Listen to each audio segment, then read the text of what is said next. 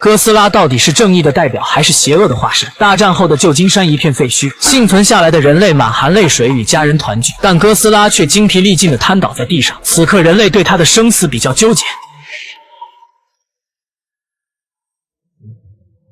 原来哥总只是累了想歇一会，然后他逐渐消失在大众的视野之中，而随之消失的还有凯特的父亲秦泽教授。多年来，凯特不知父亲为谁工作，更不清楚父亲因为什么会突然消失。抱着活要见人死要见尸的态度，他独自一人来到日本寻找父亲。而现在的日本已经大不如前，他们害怕哥斯拉怀旧，突然回家乡探亲。城市到处都挖好了防空洞，布置了飞弹。更让凯特想不到的是，根据母亲提供的地址进屋后，第一眼他便看到父亲去世的异象。原来父亲在日本还有另一个妻子和儿子，甚至健太郎和自己差不多大。虽然凯特的年龄要比对方大几岁，可通过对方拿出的照片得知，反倒是凯特的母亲才是那个小三儿。此刻凯特瞬间破防，意识到是自己的出现打扰了别人的生活，他便尴尬的离开。刚走上大街，警报突然响起，人们都纷纷朝着一个方向狂奔，恰好健太郎母子也在人群之中。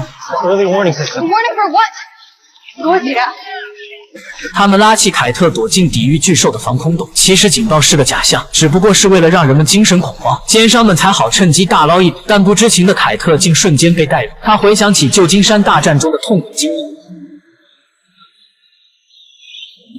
作为一名优秀的教师，亲眼目睹无辜的学生丧命，竟无能为力，而这也注定会成为他终生无法走出的阴影。演习结束，凯特准备回到母亲身边，却被健太郎叫住。他相信父亲只是失踪，并没有死。为了找出线索，姐弟俩赶到父亲的工作室。其实，在这段时间，健太郎不止一次来过，但始终是一无所获。凯特抚摸地图，发现了不对劲，地图的后面竟还隐藏着保险箱。看到这里，爱藏钱的小伙伴是否已经开始环顾四周了？凯特用自己的出生日期为密码，希望能证明自己的母亲不是小三儿。可惜他高估了自己，最后他与健太郎的生日合在一起，才打开了保险柜，而里面只有一个满是鱼腥味的公文包。其实这就是兰达博士死前留下的呢，但凯特却认识上面的标志。当时大战刚刚结束，一群身穿这样制服的人赶来，但他们只为收集数据，却对需要求助的人类视而不见。虽然他不知道这些人是什么身份，不过必定与父亲的失踪有着密切的关联。为了解开录像带中的信息，健太郎去求助擅长黑客的好友小梅。在小梅的一番神操作之下，很快就看到了录像带所记录的东西，里面都是没被世人见过的史前巨兽以及他们的相关信息。在众多图片中，凯特竟看到了自己的奶奶三浦惠子，她正站在哥斯拉留下的脚印中心微笑。凯特非常疑惑，难道奶奶也是神秘组织的人？但很快他就会知道，奶奶就是帝王计划的创始人之一。他们看资料的同时，帝王组织也接收到笔记被开启的事实，于是马上汇报给了副总拉姆，但他并没有上报这一消息，并警告秘书要为此守口如瓶。随后他安排可靠的亲戚与他前往东京，想必拉姆也有着不可告人的秘密身份吧。